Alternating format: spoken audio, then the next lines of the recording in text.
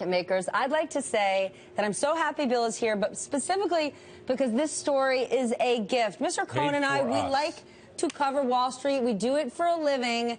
And there is something, my brother, that is going to bring a tear to your eye. Bankers, don't cry for me, Argentina. They say they're not being paid enough. In our Bloomberg Markets global poll of Bloomberg customers, of course, remember, Bloomberg customers, those who have the terminals, nearly half say they're getting paid less than they had hoped for. 14% say they're getting paid more. 33% say they're getting paid about what they expected. But, let's just put this into perspective. That's like asking a man, is he having enough sex? They're never going to say yes.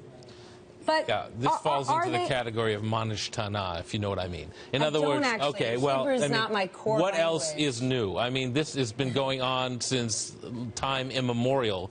Bankers, of course, always say they don't get paid enough. Even when they get paid more than enough, they say they don't get paid enough. Okay, well, I want to give you an example here. So Goldman set aside 36.8% of revenue to compensation last year.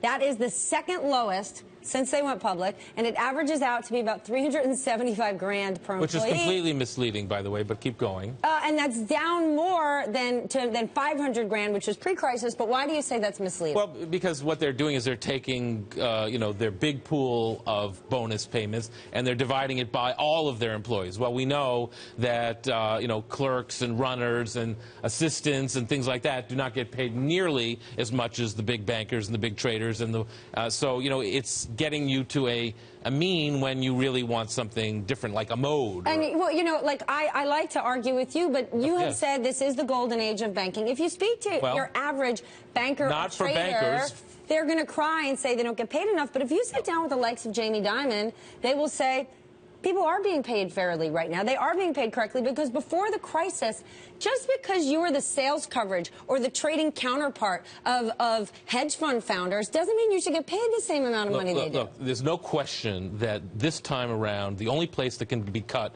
from the P&L is the bonuses, is the compensation. And this is a trend that's going to continue. And if you don't like it, go work on the buy side. And if the buy side doesn't want to give you a job, well, that's what James Gorman and Morgan Stanley said. So I agree. We're going to be back. Stay here. Josh Friedman, Canyon, they're hiring traders. Move to L.A.